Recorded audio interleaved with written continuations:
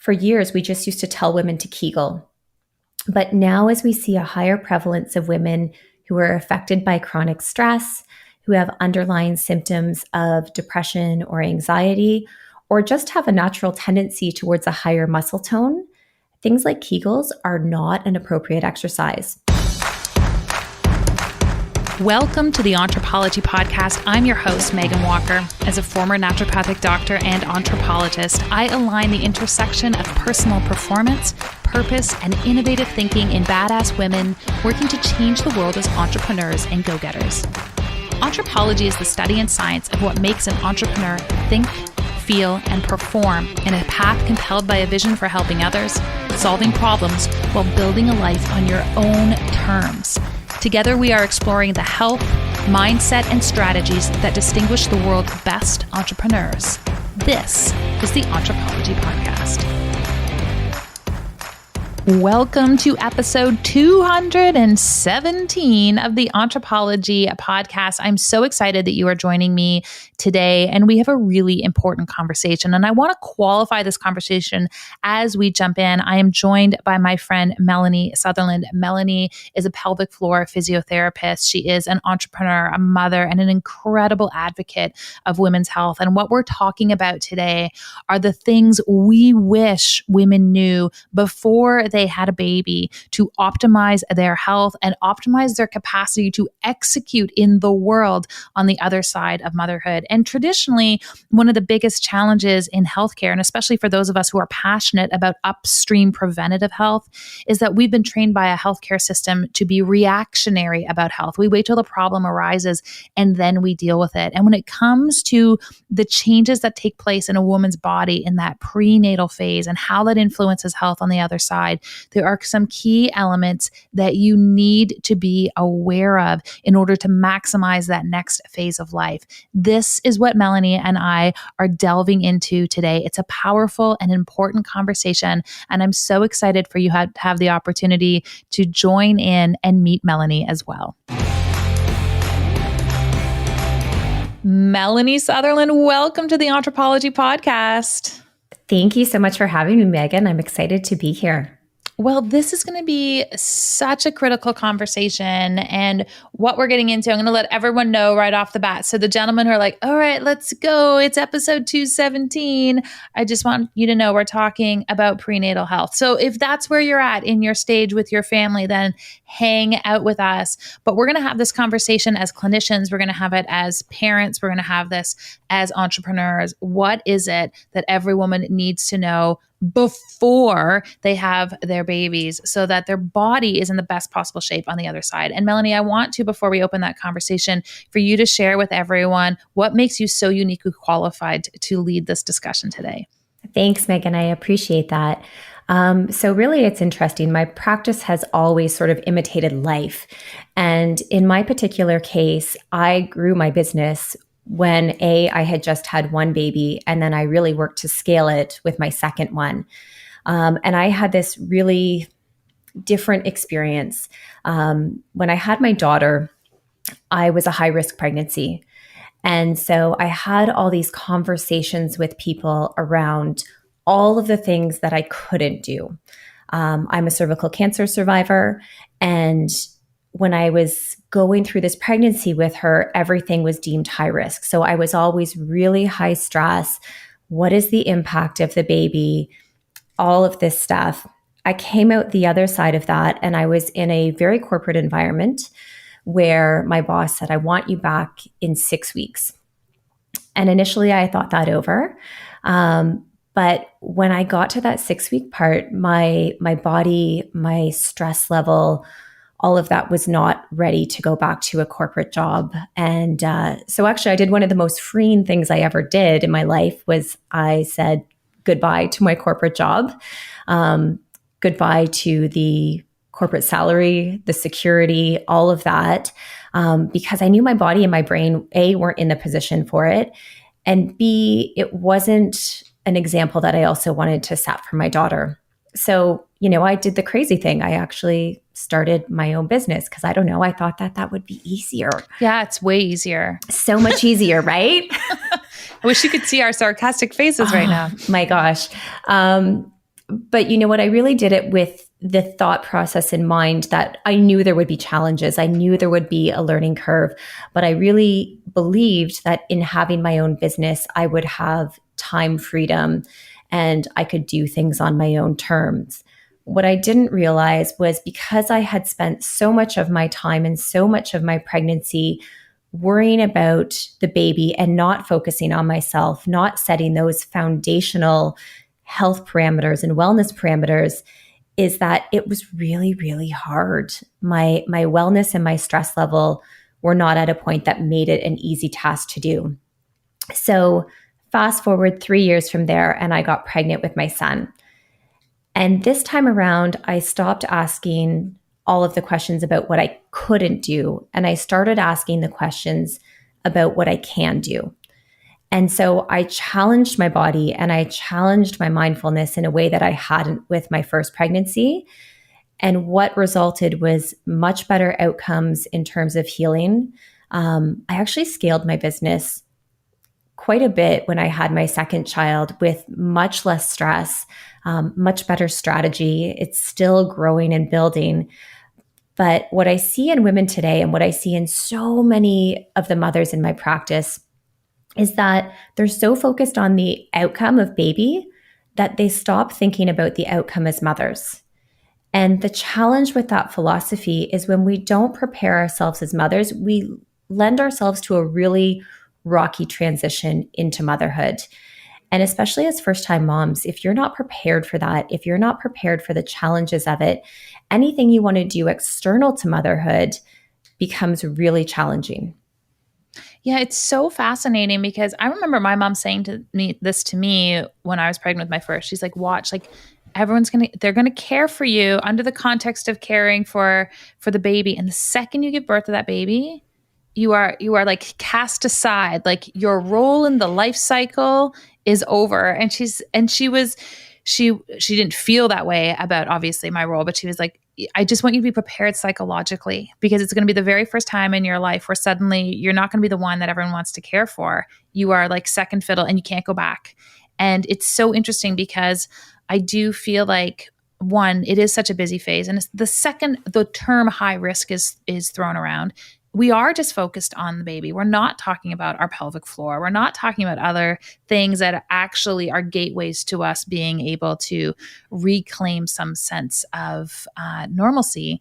And then we give birth the very first time. And yes, it is all about the baby. And if you're not prepared for that piece too, it further reinforces this belief that like, oh, I actually really don't matter anymore. And I find so many women get locked in that. Like, I'd love to go to the gym, but honestly, like, what does it matter? Yeah, I say that to all the women that we coach through this process, because if we don't start to prioritize ourselves as part of the prenatal experience, we set a standard moving forward, right? And then we're at the bottom of the heap, and it's so true. And we always joke in our practice that 6 week, I don't even know why we have a 6 week appointment, but it's like the medical system is saying, bye-bye, you're on your own, good luck. We know physiologically, most of us aren't even healed at that point. And it's true, all of a sudden this support melts away from mothers. And you know, when your only role at that point in time is defined by motherhood and you want to do other things and you don't have the support for that and you don't know, is this normal? Is it not normal? That becomes really, really challenging. Tell us a little bit as a clinician. I mean, you are practicing, well, recently retired, but still run the practice, physiotherapist with a focus in your practice on pelvic floor rehabilitation. Like, what are the common narratives that you are seeing with women in their practice? And what are some of the common things you're seeing in terms of challenges to their pelvic floor and to their rehabilitation as a result of those beliefs? Yeah, that's a great question. I would say the bulk of the women I see, and we're changing this narrative, it's getting better for sure. But what was unusual when I started my practice was I wasn't seeing the brand new moms. We're seeing more of them now, but what I was seeing is these women who were 5-10 years after they delivered, and they were coming in with all of these issues. And so they were issues of incontinence, issues of painful periods, painful sex, back pain, things that fundamentally change how we participate in our life. And they were actually complaining of them for, in some cases, literally decades afterwards. And they never knew that there was an option for them to be otherwise. So the biggest problem is when these women don't see the need to actually have these conversations, to ask these questions, to prioritize themselves. What they inadvertently do without realizing is they take themselves out of opportunities. They take themselves out of meaningful participation. And, it's a really powerful experience when we see some of these women like 10 years down the road. And there's a box of tissues in all of our offices here because inevitably somebody says, oh my God, I have been afraid to participate in, this activity because I was so afraid I was going to have a leak. Or, I didn't go for that big job promotion because I wasn't sure if my body could handle it with all these symptoms. And then we tell them that they were fixable, and like the tears just start to come down because they realize they've missed out on 10, 15 years of their life because they didn't have a conversation about something that was very fixable. And I think the conversation so many people have with their practitioners is, oh, that's common. Lots of women go through that. And I really do feel like only recently are we starting to see this shift in conversation of care providers for women in that perinatal state where they're like, you should consider going to see a pelvic floor physio. You should consider caring for yourself after you have a baby. And this notion of common and normal are not the same thing. So what do we need to know in that prenatal phase? Like, what can we be doing? I'm sure there's psychological prompts that we can be aware of, and we started to talk about that, but like, what do we need to be doing to make sure that our body is in the best possible shape? Yeah, that is a great question. And we often look at a bunch of different things. We look at how we're moving our bodies. We look at how we're fueling our bodies. We look at simple lifestyle hacks, simple things that we would do on a day-to-day basis, which have big impact on how our bodies are performing from a mechanical standpoint, from an ability to have resilience to stress.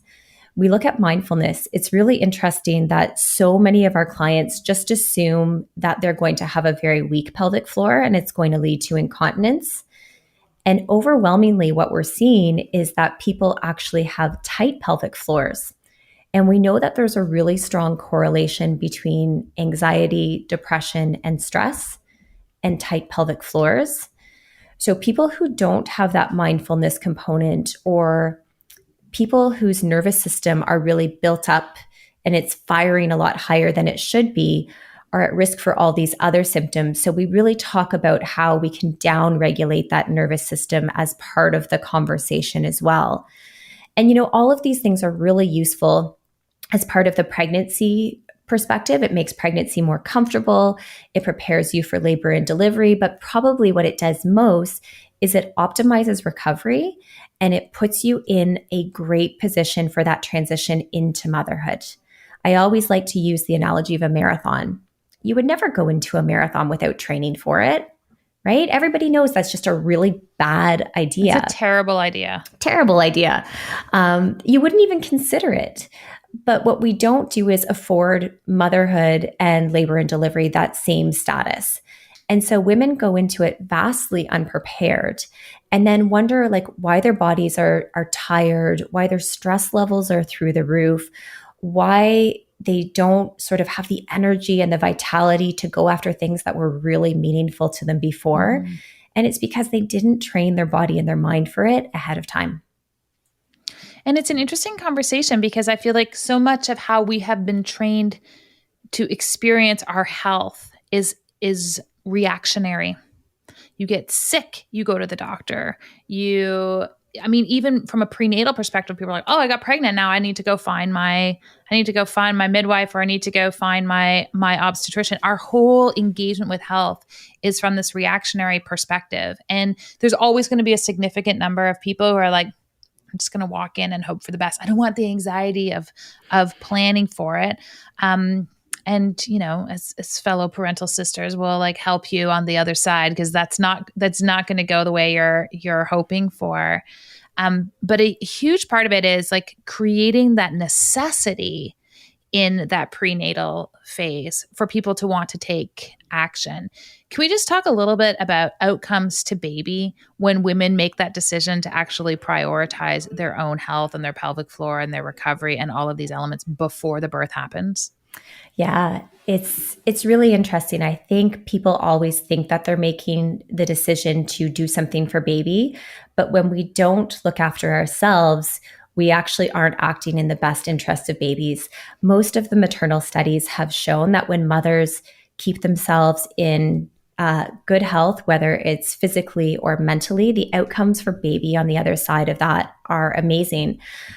For example, birth weight is a big one. We actually see that mothers who have good movement patterns, who are well fueled, are also showing that they're having better birth weight outcomes, which is a great one. Another one that we're seeing is a decrease in premature births for baby.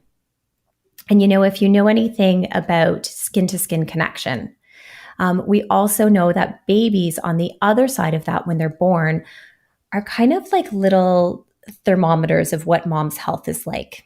And it was really interesting. After I had my daughter, she ended up being an emergency induction. For those of you who are in Toronto, she was born in the dead of that ice storm we had 7 years ago at Sunnybrook with no power. And I think because my health was so ill-equipped for this, my blood pressure shot way, way up, like scary for somebody who's generally in good health. It was numbers that I'd never seen before. And we just assumed that that would come down afterwards, but it didn't. And so the doctors started saying, oh, maybe you need to go on blood pressure medication. And I just had a really high firing nervous system. And so it was interesting. I remember going to a prenatal or a postnatal appointment, and the doctor said to me, okay, come on in, everything. Baby was screaming at the top of her lungs, like absolutely just screaming, could not be calmed. The doctor suggested I take baby out of the room and I actually leave her with my mom, because in those days you could bring somebody to appointment and do that. Back in the day. Back in the day. Anyhow, she had me come in and just do some deep breathing, which for anybody who thinks of that as a prescription thinks it's like the least sexy thing to do for health, but it's so important. And she just had me do some deep breathing and just in a calm environment, and then brought baby back in skin to skin. All of a sudden, baby's temperament changed drastically. Think of how much easier it would be to accomplish things, to feel good about yourself if you had a baby that was reflective of you being in those states. And that's what we see. Women who manage their stress well, women who have good heart rate variability, also have calmer babies. We know that babies feel that blood pressure change, that temperature change, all of that's been echoed in the skin to skin or kangaroo care studies. So a mom who's healthy is generally also going to have a baby who's more tolerable of change, who has better resiliency to change and environment because mom is calm too.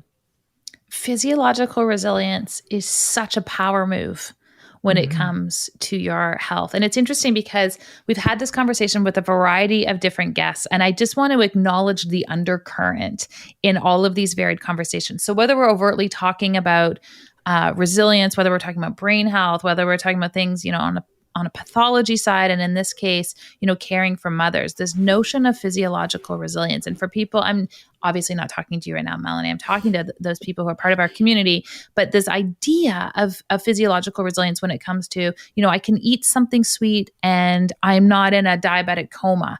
I can have a little bit of gluten, assuming you're not celiac, I can have a little bit of gluten and it's not catastrophic. These are examples of physiological resilience. And while there are situations where we are more sensitized to our environment, I really want everyone to just acknowledge that again is common. It's not normal. So I don't want anyone, Melanie doesn't want anyone living in a bubble of no stress and no negative food influence. Like, part of health is that you can be in environments of increased stress, whether that is food consumption or emotional stress, and your physiology doesn't fall apart as a result of that pressure. It should be one of the metrics that you're looking at when we're talking about that evolution of health. So I love that you shared that story, but it's so key. Yeah. And I think, let's face it, stress and burnout are the undercurrent of everything right now. Yes. But every time we make a decision that takes our body away from wellness, what we do is we decrease our ability to manage that stress. And what I say to moms is there's probably no more stressful situation than being a brand new mom and like given this life to take from the hospital. It is yours. You are all of a sudden in charge of another human being. But if you haven't taken the steps to make sure that your body and your brain are healthy, your ability to manage that stress is going to be directly proportional to your state of health. So it's really important that we start to get that in, as you say, before it's too late. And I mean, nothing is ever too late, but if it's an afterthought, it's so much harder under those circumstances to get your feet under you again. If we start to have these discussions early on before the stress is present, women are so much better equipped to manage that. And that goes for everything, not just motherhood, but we need to start thinking of things before we're in a situation of do or die. Totally. I'm just thinking, as you're talking about how you left that corporate job. Like, if you're the kind of person who you get frustrated, like you just fantasize about not having to deal with that boss. You're like, I just have to shut them off. I'm just going to shut my phone off to get away from them. I just want you to know that when your kids trigger you the same way, there's no off button. There is zero boundary. And I think that is the part, it's the zero boundary portion of motherhood where that resilience really comes in, because no one cares if you need a break or a timeout for yourself. They're just going to keep going. It's either the best test or the worst test in life. So what I'm hoping you can share with us, Melanie, is in that prenatal state, even before necessarily conception has taken place, or maybe you're already pregnant, what are you recommending women are doing? There's certainly that mindfulness piece, but can we talk about some tangible elements of health that women can be aware of that is going to be a game changer on the other side? Yeah, 100%. One of the things that I love to discuss with women is that pregnancy, unless otherwise defined, is not a state of fragility. There's this idea that pregnancy is almost pathological, and we talk about it in those terms, but there's no reason for that to be. So, in the absence of major contraindications or complications, one of the best things that women can be doing is moving with either a moderate or vigorous intensity. We've all been that woman or known that woman who's like, I'm pregnant. I'm gonna put my feet up for 10 months. I'm gonna eat McFlurries because somebody told me I should rest. And while I'm not against rest, the actual recommendation from the Society of Obstetricians and Gynecologists of Canada is that you should be getting a minimum of 150 minutes a week, ideally 30 minutes a day, and in an ideal situation, minimum 30 minutes a day, every day if you can, of moderate to vigorous. So something that's significantly elevating your heart rate. And, women need to know that this is safe. We used to think, I don't want to move too much because it's going to heat up the baby. There are studies now that you could literally be working out in the Bahamas for 45 minutes at high intensity, and the likelihood of it actually causing harm to the baby is next to nothing. So that's not really, it's a bit of an outdated parameter. So movement is one thing. And I always recommend to women, if you're new to fitness, find ways that you can fit it in the cracks of your day. So it might be as simple as taking the stairs instead of the elevator. But for those women who are already fit, don't feel like you need to give that up. If you were a marathon runner beforehand, you can still run. It is safe unless your doctor has told you otherwise. Continue to be fit and support yourself in those ways. Another big one is please see a pelvic floor therapist. I cannot stress this enough. You can't make decisions for your body when you don't know the state of your body. Mm-hmm. And really interestingly, for years, we just used to tell women to Kegel. But now as we see a higher prevalence of women who are affected by chronic stress, who have underlying symptoms of depression or anxiety, or just have a natural tendency towards a higher muscle tone, things like Kegels are not an appropriate exercise. But the only way you can tell that, the gold standard, is to have an internal. So I really feel like just the same way your doula or your midwife are part of your birthing team, your pelvic health physio should be there prenatally. Because if you're just randomly DIYing it, then you're actually doing exercises that could potentially be harmful to you. You want to have a really good understanding, because some women, Kegels are going to be a really important part of their journey. And for other people, they're really going to want to focus on lengthening and mobility. So those are two really big ones that I always stress. And then I think the last one, and this is not just for women, mothers, pregnancy, is I really fundamentally believe that anybody who wants to have a bigger impact, who wants to do things significant in their life, needs to have a mindfulness practice. I just think there are too many things that set our nervous system off, and we're in this perpetual fight or flight. And I think everybody needs to put aside the fact that it was once woo-woo and needs to now, come around to having some sort of mindfulness practice that resonates with them. So the studies have shown, in order to downregulate our nervous system, there's some really great things we can be doing, whether it's Tai Chi, Qigong, whether it's forest bathing, which for us urban dwellers, I just think is a fancy word for getting outside. Whether it's yoga, whether it's deep breathing, whether it's meditation, you don't have to love all of them, but find one that resonates with you and your lifestyle. And I think you'll be so pleasantly surprised to see the impact that it has. Yeah, it is so key, and it's a conversation over and over and over again that comes up, regardless of people's discipline. I'm like, what is your favorite thing that you do that elevates your performance? And it's mindfulness. And what's so interesting is it looks different for everybody. Mm-hmm. So there isn't one way of doing it. It's not sitting in necessarily on a cushion in the corner of your room and trying not to think of anything. That's like getting up today and running a marathon as it pertains to the mindfulness meditation movement. But we had a guest on 2 weeks ago, Dr. Romy Mushtak. She's a triple board certified neurologist. Amazing.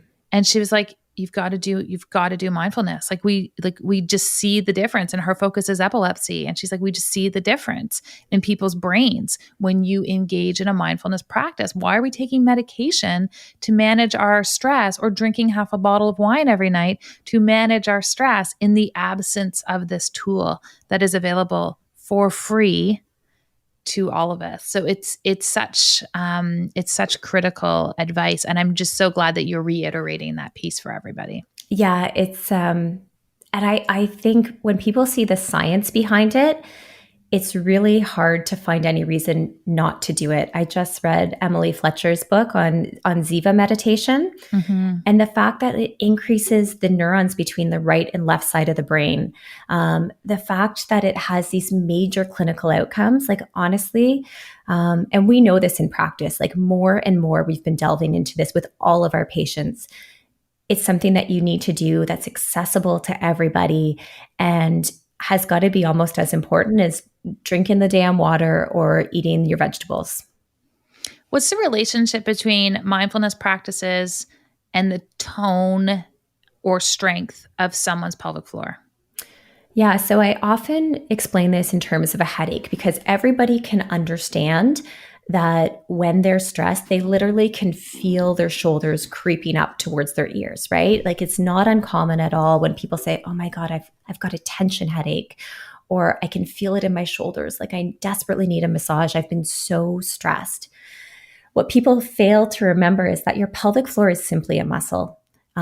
It's not any more special than any other muscle in the body, and it's equally susceptible to tone created by stress, anxiety, all of those things, because what's happening is your nervous system is firing at a higher rate, creating more tonicity in those muscles.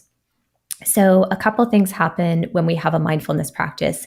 One, it's often associated with breath, which means that we're oxygenating those muscles again, which when we don't, it's kind of like you're doing a constant workout, right? We're holding them under tension and we're developing lactic acid.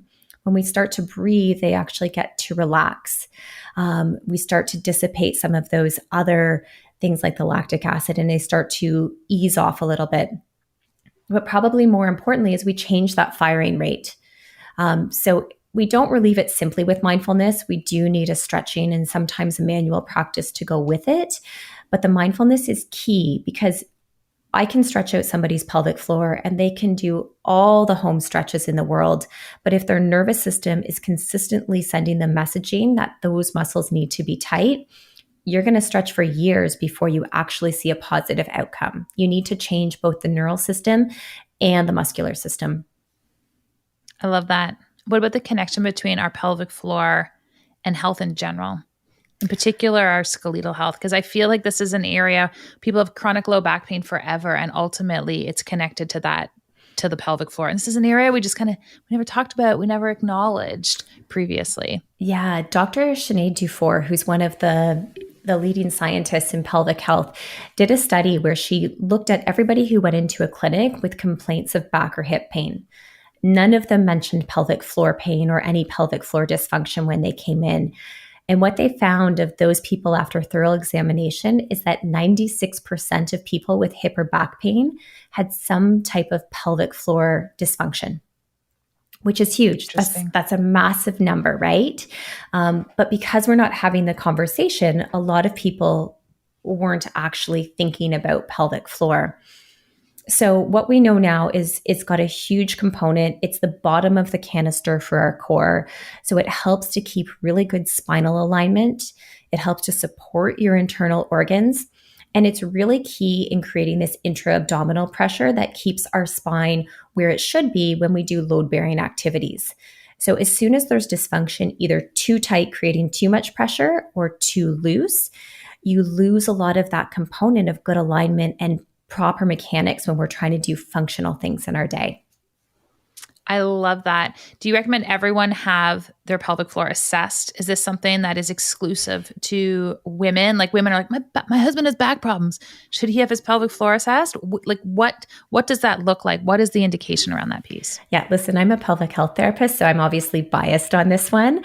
But you bring up a good point, which is I think most of our prenatal population now knows that they need to have a pelvic floor assessment. But really, when we're looking at those numbers of 96%, there are a lot of clients, men included, who could really, really benefit from this. And like we know how disabling back pain is, but it's not just that. It's people with painful periods, people with sexual dysfunction, people with chronic illness. All of those can be contributed to pelvic floor. So obviously I'm biased. I think everybody should have the assessment. I get that it's a little bit awkward for people, but you know what's really awkward? Peeing your pants for 10 years or not living the life you want, chasing after your kids because you've had crippling back pain for 10 years. So I just need the world to get over themselves. Just do it. And then we can come up with a plan so people can go back to participating in the lives that they really love and enjoy. I love Melanie's mission here. The world just needs to get over themselves and actually just have a higher quality life experience because you just deal with the problem head on. And, you know, as clinicians, it's so interesting because there's this renaissance about talking about digestive health or going to see your pelvic floor physio. But when you're the clinician, you're like, I do this I live for this. I love this. Like this is because it's so liberating and helpful for people. So, you know, you're not going to your neighbor for help. You're going to the person who is like trained and in a perfect capacity to be able to assist you with it. I love that you said that. And I will tell you, I never had any intention of this being the work that I did. Like, honestly, I'm sure the sentence came out of my mouth, you could not pay me enough money. I didn't think I'd be looking at people's business all day long. But the work is transformative. I gave up working with elite and professional athletes because I saw more value in this work in how people participate in their lives and how it can really give back a sense of wholeness to people. So from somebody who didn't even want to go there to someone who's preaching it from the rooftops, like it is a really important aspect of health. I love that. And I feel like this is a perfect place to transition the nature of our questions in this interview to a section that I call our KPIs. So just like we have them in our business, I believe that we have them in how we live our lives as well. So I've got a few 2021 version of rapid fire questions for you. Okay, let's go for it. First one, what is your most recommended book of all time? Like I said, I've been reading up a storm in 2021. It's like there's nothing to do, and I'm trying to escape from my family. I know nothing about that.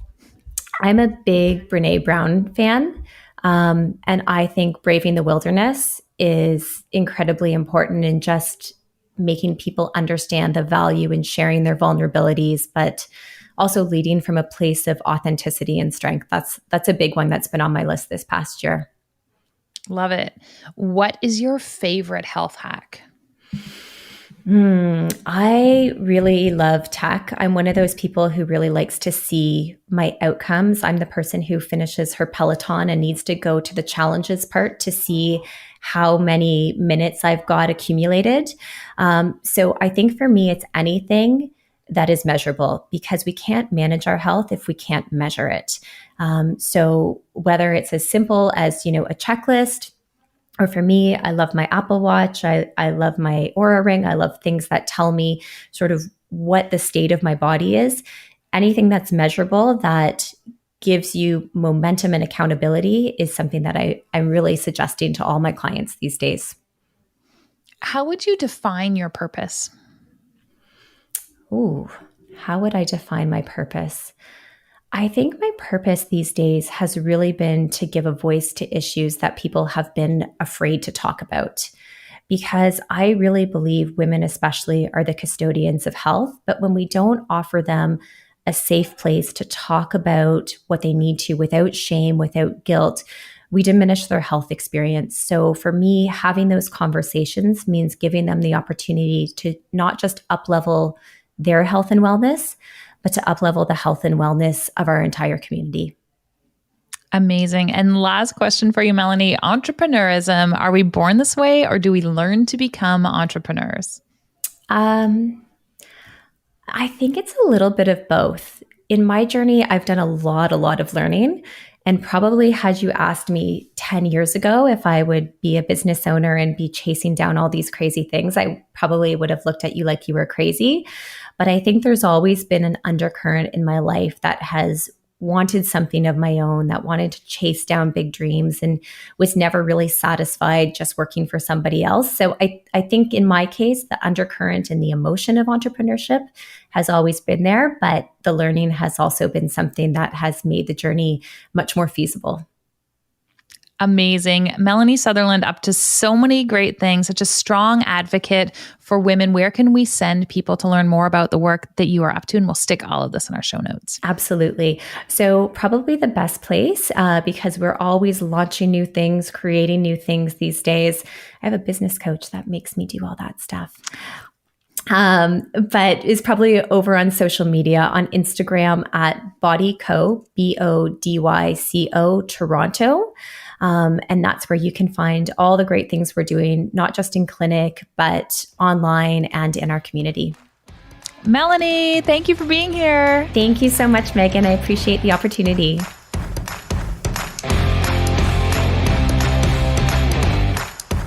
Entrepology is the study and science of what makes entrepreneurs tick. It's the confluence of the mindset, strategic thinking, and health that we bring to the table as individuals compelled to create and contribute in this world.